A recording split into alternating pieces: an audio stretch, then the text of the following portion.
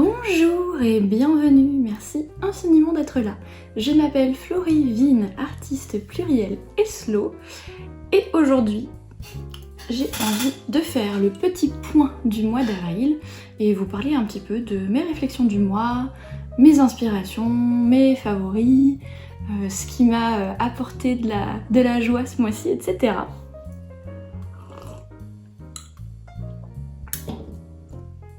Sachant que, voilà, vu que je manque de temps, on va pas le faire en style vlog, on va le faire comme à l'époque, moi qui vous parle pendant 15-20 minutes max, j'espère. et puis bah nous voilà de retour dans mon bureau, enfin.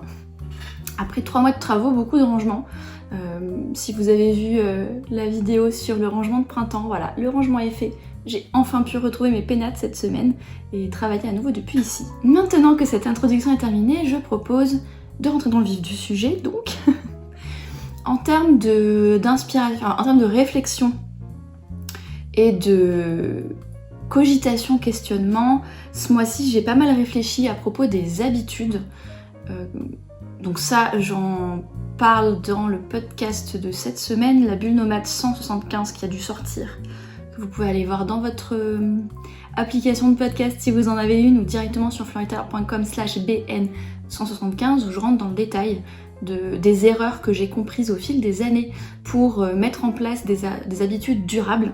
Et en gros, la différence entre une espèce de résolution qu'on essaie de tenir à force de la volonté versus l'idée de mettre en place petit à petit des habitudes qui vont s'automatiser et qui vont rester dans notre quotidien au fil des années. Ça a été mon questionnement du mois d'avril, puisque après 3 mois de travaux de salle de bain, j'ai essayé de reprendre de bonnes habitudes, notamment en termes d'activité physique. Et du coup, voilà, je me suis posé toutes ces questions-là, j'ai remis à plat un petit peu les lectures que j'avais eues sur les habitudes pour mettre en place un plan ce printemps qui soit davantage durable et que je me retrouve pas au mois de mars 2023 à me demander exactement la même chose, à avoir exactement les mêmes mauvaises habitudes et à devoir tout recommencer à zéro, vous voyez. Donc si vous aussi ce printemps vous avez des habitudes, des routines que vous voulez mettre en place, que ce soit en termes de créativité, de journal, d'alimentation, d'activité physique, de bien-être, voilà, peu importe lesquelles, peut-être que cette ressource-là pourra vous être utile. Et la deuxième réflexion que je suis en train d'avoir, que je pense qu'on parlera un peu plus en détail dans une vidéo peinture en direct avec une voix off derrière, c'est la question du stress et des origines du stress, parce que j'ai eu un début d'année extrêmement stressant pour plein de raisons, notamment pour des raisons extérieures environnementales, c'est-à-dire la situation en Europe, mes travaux de salle de bain, ce genre de choses, le fait que j'ai eu énormément de travail ce mois-ci avec le lancement de la mini-vente, on va y revenir par exemple. Mais je commence à me demander si l'état de stress n'est pas également lié à une prédisposition mentale, dans le sens à un certain état d'esprit, une certaine façon de penser à propos du temps qu'on a ou qu'on n'a pas, qui va accentuer en fait ce stress, plutôt que d'être lié uniquement à des circonstances extérieures. Donc je suis en train de réfléchir à tout ça, et je vous ferai des contenus plus détaillés lorsque j'aurai des pistes de réflexion à vous partager. Mais en ce moment je suis en train d'expérimenter justement des manières de me recentrer, de me relaxer et de limiter autant que possible les effets du mauvais stress, alors que voilà, je suis une artiste indépendante, il y a beaucoup de choses qui reposent sur moi, que ce soit pour ce genre de contenu là, pour mon art, pour la maison d'édition, pour la boutique. Donc c'est important de préserver aussi mon bien-être mental et émotionnel, et je pense que ce sera aussi un grand thème pour moi au mois de mai. Donc ça, ce sont mes réflexions de ce mois-ci. En termes de création artistique ce mois-ci, il y a eu 2 éléments qui ont occupé en fait mon temps créatif. Le premier élément, ça a été de créer les capsules de papeterie pour la mini-vente qui s'est tenue sur Patreon du 21 au 29 avril. Donc au moment où vous regardez cette vidéo, elle vient juste de se terminer.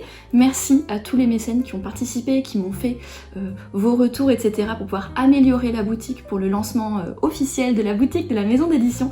Donc ça a été beaucoup de travail, non seulement créatif en fait, pour créer les produits, les prendre en photo, créer les fiches produits, les décrire de manière correcte, etc. pour que ce soit bien clair pour tout le monde, ce qui est hyper important quand on vend en ligne et que les gens ne peuvent pas voir en fait mes produits physiquement. Et puis aussi en termes de technique, en fait, je suis mon propre webmaster, je peux vous dire que j'en ai des métiers. Hein. Depuis que j'ai créé cette maison d'édition, j'ai 50 000 métiers. Et donc c'est moi, ma propre webmaster, et donc j'ai créé le module de boutique, j'ai fait des achats tests dans mon coin, et puis le but de cette mini-vente, c'était à la fois de donner accès aux mécènes en avant-première à la capsule de papeterie et aux originaux à l'aquarelle, puisque je crée des éditions, des quantités très très limitées. Donc ça leur permettait de s'assurer qu'ils puissent avoir ce qu'ils avaient envie d'acheter. Pour les remercier de m'avoir soutenu, c'est quand même grâce à Patreon que Café aux Étoiles peut exister, parce qu'en fait l'argent que je reçois tous les mois de la part des mécènes me permet d'assurer les frais fixes de Café aux Étoiles et me permet de ne pas perdre d'argent chaque mois, au moins minimum, payer le comptable, payer la community manager, ce genre de choses, pour que j'ai la sérénité d'esprit de faire avancer la maison d'édition au rythme que je veux et selon les valeurs que je veux. C'est important pour garder cette indépendance de pas se sentir pressé par l'argent qui fuit d'un panier percé, vous voyez. Et du coup là, les mécènes me permettent d'avoir cette sérénité d'esprit et j'en suis extrêmement reconnaissante. Merci à tous et toutes les mécènes. Et donc du coup voilà, ça a pris énormément de temps de s'occuper de ça, puis là je vais faire les envois qui vont commencer à partir du 5 mai, où je vais imprimer les capsules de papeterie et je vais faire les envois. Et la boutique officielle pour tout le monde sortira, je pense, dans la deuxième quinzaine de mai. Je vous invite à me suivre sur les différents réseaux, newsletter, Instagram, Café aux Étoiles a son Instagram maintenant. Donc je vous invite à suivre tout ça si vous êtes intéressés pour connaître la date exacte de lancement de la première collection aquarelle et papeterie de Café aux Étoiles sur la boutique. Mais ça devrait être deuxième quinzaine de mai. Et du coup c'est ce qui a pris la majorité de mon temps ce mois-ci. Et l'autre élément artistique qui a pris mon temps ce mois-ci, c'est ce que j'ai appelé le défou livre, qui est une histoire de fantaisie victorienne, un petit peu steampunk, avec des mages, avec notamment une mage qui se découvre mage à 35 ans et qui se retrouve catapultée au conservatoire de magie alors qu'elle a plus de sous l'âge d'être étudiante, alors qu'elle était pas du tout au courant qu'elle avait de la magie. Et du coup, il y a des histoires d'essayer de s'ajuster à une nouvelle vie, il y a évidemment des messieurs sexy, parce que c'est un défou livre, et du coup c'est vraiment un bouquin qui est conçu pour être un plaisir à écrire et un plaisir à lire. Et donc là ce mois-ci j'ai écrit plusieurs scènes, j'ai aussi trouvé un titre qui sera donc les chroniques d'une mage accidentelle, et j'ai même décidé de publier la première chronique. En fait à la base c'était vraiment prévu que j'écris ça juste pour mon bon plaisir, mais en fait je me suis dit que si je prenais plaisir à l'écrire et à le lire, il y aurait peut-être d'autres personnes qui prendraient plaisir à le lire. Donc je pense que ce sera une des publications de peut-être 2023 de la maison d'édition.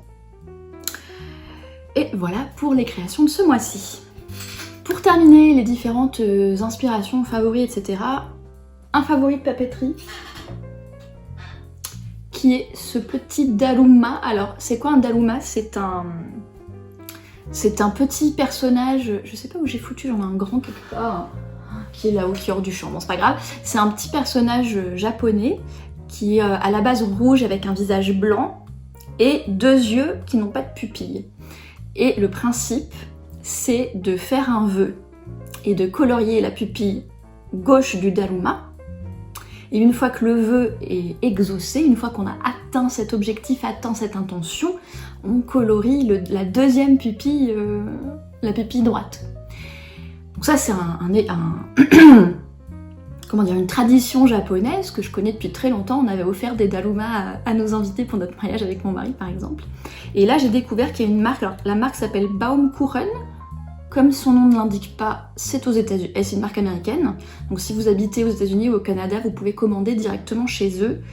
Moi j'ai trouvé un revendeur européen qui s'appelle caféanalogue.nl, donc qui est une boutique néerlandaise qui revend certains produits de la marque Baumkuchen, dont ces petits tampons Daluma. Et donc c'est là-bas que je me les suis procurés.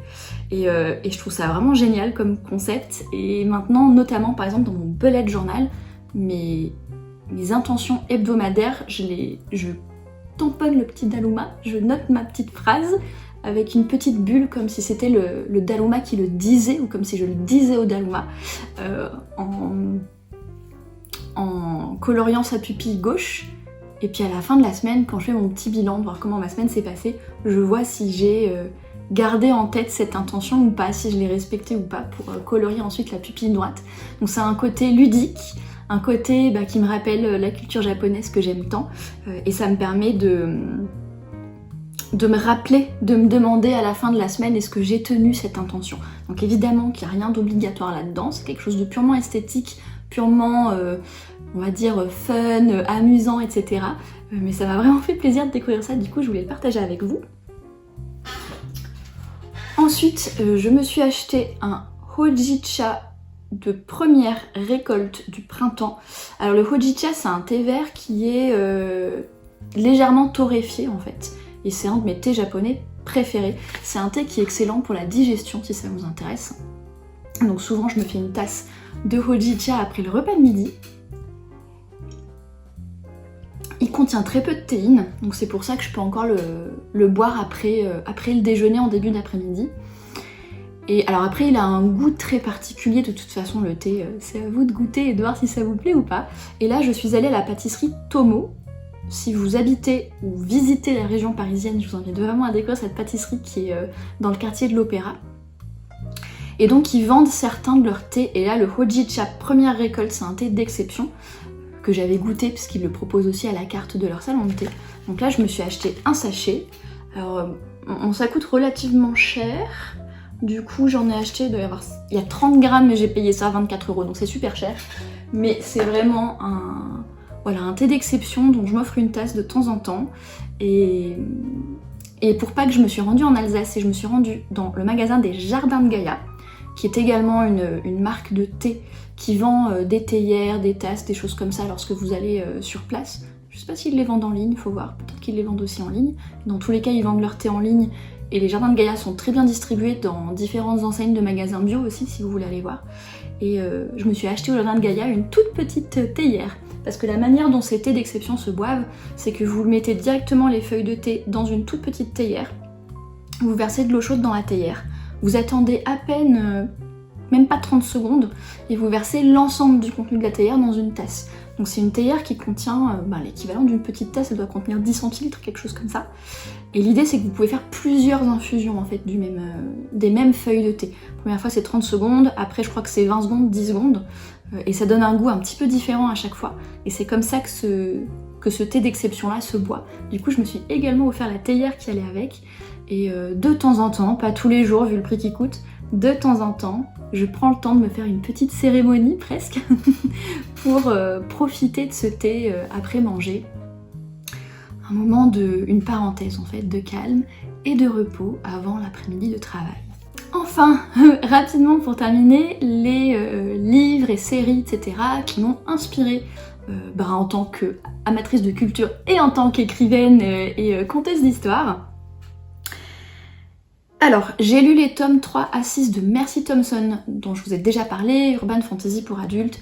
C'est toujours aussi bien, ça me plaît toujours autant. Il y a 12 tomes au total, ils sont publiés chez Milady en français si ça vous intéresse.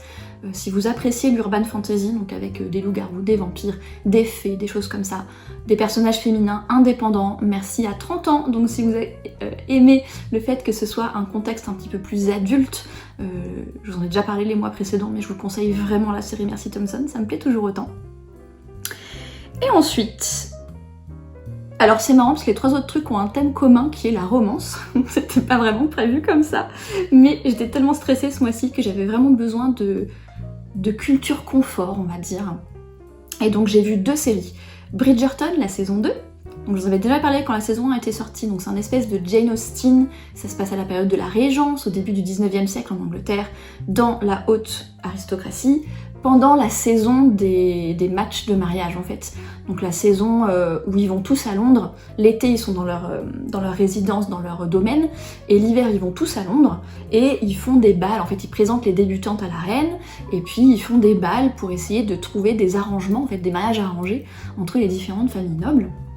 Sachant qu'à cette époque les femmes ne pouvaient, en tout cas les femmes de cette classe sociale-là ne pouvaient pas travailler, et les femmes ne pouvaient à cette époque pas hériter ni de leur père ni de leur frère, enfin c'est toujours les héritiers hommes qui récupèrent les trucs, donc les pauvres nanas, leur seule solution c'est de se marier. Et Jane Austen, les bouquins de Jane Austen si vous connaissez, ça tournait autour de ça à chaque fois. Il y avait une histoire de trouver un mariage, il y avait une histoire d'amour, et en même temps derrière ça il y avait quand même une critique du sexisme du système, et on retrouve ça dans Bridgerton. avec en plus un côté très moderne, c'est la société de production de Shonda Rhimes qui fait la série. Donc il y a un côté très moderne avec de grandes libertés qui sont prises, notamment sur les costumes et tout, c'est un vrai délice à regarder. Et une liberté qui a été prise sur la question raciale aussi, puisqu'il paraît que la régente Charlotte était apparemment métisse. Et du coup ils sont allés loin là-dedans, l'actrice elle est effectivement métisse, et il y a des noirs qui sont nobles. Et moi j'ai trouvé ça cool d'avoir des représentations comme ça dans des séries historiques, ou bien évidemment que dans la vraie histoire ils étaient tous blancs, mais là de pouvoir voir d'autres ethnies représentées, je trouve vraiment ça cool. Faut vraiment prendre ça comme un peu une fanfiction de Jane Austen, où on a pris certaines libertés, vous voyez. Et notamment dans la saison 2, c'est donc le fils aîné des Bridgerton, Anthony, qui doit se trouver une épouse, parce que c'est lui le futur vicomte et qu'il faut qu'il sécurise le nom Bridgerton en fait, et qui sécurise son héritage en tant qu'aîné de la famille. Et la jeune dame avec qui se passe la romance amoureuse s'appelle Kate Sharma, et elle vient d'une famille qui avait émigré dans les colonies indiennes, et c'est une actrice indienne en fait, typée indienne. Du coup ça, pareil, j'ai trouvé ça cool qu'il y ait ce genre de représentation. Et c'est très bien fait parce que, alors moi les romances, si vous voulez le genre qu'on appelle romance, il y a des codes assez précis, notamment le fait qu'on sache dès le départ qui sont les deux membres du couple, que ce soit un homme et une femme, deux hommes, deux femmes, peu importe, même des fois plusieurs si c'est une romance polyamoureuse. Mais en tout cas, au départ, on sait qui sont les personnes qui vont finir ensemble, et on sait qu'elles vont finir ensemble. C'est-à-dire que le happy end fait partie des codes du genre. Et du coup, pendant très longtemps, j'ai pas tellement regardé de romance parce que je me suis dit, mais quel est l'intérêt si dès le départ on sait qui sont les protagonistes, et si dès le départ on sait qu'ils finissent ensemble? Et en fait, l'intérêt, c'est dans le comment ils finissent ensemble. Et Bridgerton a été très très très doué, j'ai trouvé, pour nous intéresser et pour avoir des conflits en fait qui nous donnent envie de savoir comment est-ce qu'ils vont s'en sortir en fait, et comment est-ce qu'ils vont se trouver. Et en tant qu'écrivaine, en tant que narratrice, je trouve ça très intéressant de voir les différents conflits qu'ils ont décidé d'utiliser pour nous garder intéressés. Donc il y a des conflits internes, à savoir la personnalité, la fierté du personnage, son passé qui explique pourquoi il se comporte comme ça aujourd'hui. Et je trouve que les personnages sont très très bien caractérisés et que leur passé justifie très très bien leur personnalité et leur choix actuels. Je trouve que Bridgerton réussit ça extrêmement bien et on s'attache très vite au personnage. C'est vraiment vraiment top à ce niveau-là. Il y a aussi des conflits externes, c'est-à-dire soit une incompatibilité ou des étincelles de caractère entre les deux personnages, soit les personnages autour. Donc, je sais pas moi, le frère ou la sœur, les cousins, la tante, la mère, quelqu'un qui avait prévu quelqu'un d'autre à faire pour le mariage arrangé qui apporte un conflit au couple, donc les conflits interpersonnels externes au couple. Et après, il y a le conflit qui est amené par le contexte, par le système, par la société. Et là, en l'occurrence, vu qu'on est dans une période de régence, c'est les conflits qui sont amenés par les normes sociales, ce qui se fait pas, ce qui peut apporter du déshonneur sur la lignée. Il y a des codes sociaux très très rigides à cette époque. Et du coup j'ai trouvé ça très très très intéressant comment ces trois types de conflits ont été maniés. Et j'ai pris plein de notes dans mon carnet d'idées en tant qu'autrice, parce que romance ou pas romance, moi j'écris pas dans le genre romance. Il peut y avoir des histoires amoureuses dans mes histoires, mais c'est pas du genre romance. Mais malgré tout, c'est intéressant de réfléchir aux conflits et à comment est-ce que je peux avoir ces trois types de conflits dans mes histoires, même si ce ne sont pas des histoires romantiques en fait. Donc ça c'est très intéressant. Et l'autre série de romances que j'ai vue dans un genre complètement différent, ça s'appelle Romance is a Bonus Book. Et c'est un drama coréen, figurez-vous. Donc Netflix a les droits de tout un tas de dramas coréens d'une certaine chaîne coréenne. Et c'est des copines qui l'ont regardé, qui m'ont conseillé parce que j'avais besoin de me changer les idées. Alors c'est un genre très différent de Bridgerton, parce que c'est très léger, c'est très retenu, vous savez c'est le genre d'histoire où les personnages ils se tiennent la main au bout de 5 épisodes, où ils se font un petit bisou à la fin, où on voit absolument pas de scène intime. C'est très je me rappelle à l'époque j'avais vu des dramas japonais et j'avais lu des mangas de romances japonaises et c'était un petit peu pareil. Là c'est coréen et j'ai constaté que les romances coréennes sont très très similaires à ce niveau-là. Donc c'est très retenu, c'est presque adolescent. Donc c'est pas du tout le même genre, mais c'est quand même une romance. Et j'ai été très très agréablement surprise. Ça se passe dans une maison d'édition et c'est assez crédible. Moi qui tiens une maison d'édition et qui connais le milieu de l'édition, c'est assez crédible parce qu'il parle des auteurs qu'on peut pas signer parce que ça se vend pas, par exemple. Il y en a un des éditeurs qui veut absolument faire de la poésie, mais la poésie ça se vend pas. Il y a un moment où les nouveaux, ils viennent regarder l'endroit où ils pilonnent tous les bouquins, où en fait ils détruisent les livres qui n'ont pas été vendus, ça brise le cœur. Enfin voilà, moi en tant qu'écrivaine et éditrice, j'ai adoré regarder une romance qui se passe dans ce domaine-là. Et puis, ce que j'ai aimé, c'est que c'est un personnage un petit peu différent. C'est que l'héroïne, elle a 37 ans, elle est divorcée, elle a déjà un enfant, et vu qu'en fait elle a été mère au foyer pendant 7 ou 8 ans, je crois, elle est diplômée d'université et elle bossait dans la pub, le marketing avant. Et comme elle a arrêté pendant 7 ans de bosser, elle essaye de revenir sur le marché du travail parce qu'elle a divorcé et que son ex a disparu, qu'il ne donne pas de pension alimentaire, donc elle est dans la merde, donc il faut qu'elle se trouve du boulot. Et un peu comme la série The Good Wife, je sais pas si vous l'aviez vu, la série The Good Wife où c'était une avocate en fait qui avait été femme au foyer pendant 10-15 ans et son mari la trompe et du coup elle veut retourner travailler parce qu'elle veut divorcer, elle veut reprendre son indépendance et elle est confrontée à la même chose. Vous voyez, c'est cette histoire de quand vous êtes sorti du marché du travail pendant si longtemps, vous avez été femme au foyer, qui n'est pas forcément bien vue, pendant que tous les autres de votre âge vont continuer leur carrière, comment est-ce que vous vous réinsérez dans le monde du travail? Donc il y a un commentaire intéressant, surtout pour une série coréenne, où on va dire le rôle des hommes et des femmes au travail et au foyer est encore très très genré par rapport à chez nous, c'est encore pire que chez nous. Et du coup c'était intéressant qu'il y ait ce genre de commentaire en fond, de comment cette héroïne va retrouver du travail, être à nouveau considérée, etc. Et en même temps, il y a d'autres femmes, ça se passe beaucoup dans la maison d'édition, parce qu'évidemment, dès le premier épisode, elle va être embauchée dans cette maison d'édition, où travaille un ami d'enfance qui est un auteur à succès, qui est, bon, soi-disant très très beau. Moi, peut-être que je l'aurais trouvé beau il y a 20 ans, maintenant je trouve pas trop, mais bon. En tout cas, l'acteur est présenté comme très très beau, très très classe, toutes les nanas sont amoureuses de lui, et lui c'est un ami d'enfance à l'héroïne. Et on comprend vite que la romance, elle va être entre les deux. Et donc il y a beaucoup de scènes qui se passent dans la maison d'édition, et il y a plusieurs femmes à plusieurs niveaux. Il y a une nouvelle arrivée qui vient tout juste d'être diplômée, sa mère va absolument la marier. Il y en a une plus âgée qui est directrice marketing, et qui, en fait, son mari travaille aussi au bureau, mais c'est tout le temps elle qui doit s'occuper des enfants, donc c'est très difficile pour elle. Il y en a une autre aussi qui est un peu plus âgée, qui est directrice de tout le truc et en fait qui s'est jamais mariée, qui a jamais eu d'enfant. Et du coup à travers ces différents personnages, il y a quand même on va dire un commentaire social sur les femmes, le couple, le monde du travail, etc. qui est vraiment intéressant. Et puis franchement c'est une histoire qui est mignonne et qui permet de passer le temps, qui permet de se détendre, qui permet de se changer des idées. Donc excellente découverte, Romance is a Bonus Book. Et pour terminer, il me reste 3 minutes avant la réunion à laquelle je dois assister. Pour terminer, j'ai lu un livre de fantasy young adult, donc fantasy adolescents, jeunes adultes, qui s'appelle Une cour d'épines et de roses, qui a été écrit par Sarah J. Maas. Il y a 4 tomes, j'en ai lu 2. Et donc, en fait, soi-disant, c'est une réinterprétation de La Belle et la Bête. Il y a beaucoup de libertés qui ont été prises par rapport à ça.